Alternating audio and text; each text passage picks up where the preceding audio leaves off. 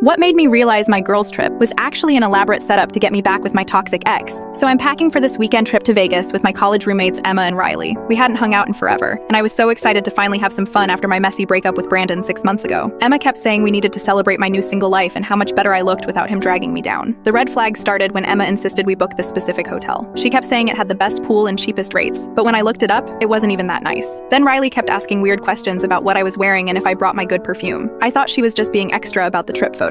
When we got to Vegas, Emma immediately suggested we check out this random sports bar for dinner. I wanted to go somewhere nicer since we were dressed up, but she insisted this place had amazing wings. As we're walking in, I see Brandon's stupid truck in the parking lot. My stomach dropped. I grabbed Emma's arm and told her we needed to leave right now. That's when Riley started acting all innocent, like, "Oh wow, what a crazy coincidence." But I could see them exchanging looks. Emma kept pushing, saying it would be rude to leave now and maybe we should just say hi since we're all adults. I felt like I was going to throw up. Brandon had been texting me for weeks trying to get back together, and I'd been ignoring him. We walk in, and of course Brandon is right there at the bar with his friend Mike. He does this whole fake surprised act, jumping up like he couldn't believe I was there. Emma practically shoved me toward him while Riley ordered drinks for everyone. I kept trying to signal them that I wanted to leave, but they kept making excuses. The worst part was watching Brandon put on his charm show. He kept buying rounds and telling stories about our old trips together, acting like he was this changed man. Emma and Riley were eating it up, laughing at his jokes and saying how much they missed having him around our group. I felt so betrayed sitting there. Then Emma goes to the bathroom and motions for me to follow. In there, she starts this whole speech about how Brandon seemed really sorry and how maybe I was being too harsh. She said he'd been calling her for weeks, crying about how much he missed me and how he realized he messed up. That's when I knew this whole trip was planned. I confronted her right there, asked if Brandon paid for our hotel rooms. She got defensive at first, then finally admitted he'd given her money for the trip because he wanted to surprise me and make things right. She said she thought I'd be happy once I saw how much effort he put in. I was livid. I told her about all the things she didn't know, how Brandon used to go through my phone, how he'd get jealous when I hung out with other friends, how he made me feel guilty for wanting to spend time with my family. Emma just kept saying people change and that he seemed genuine. When we got back to the table, Brandon had ordered my old favorite drink and was showing Mike photos on his phone. I heard him say something about our place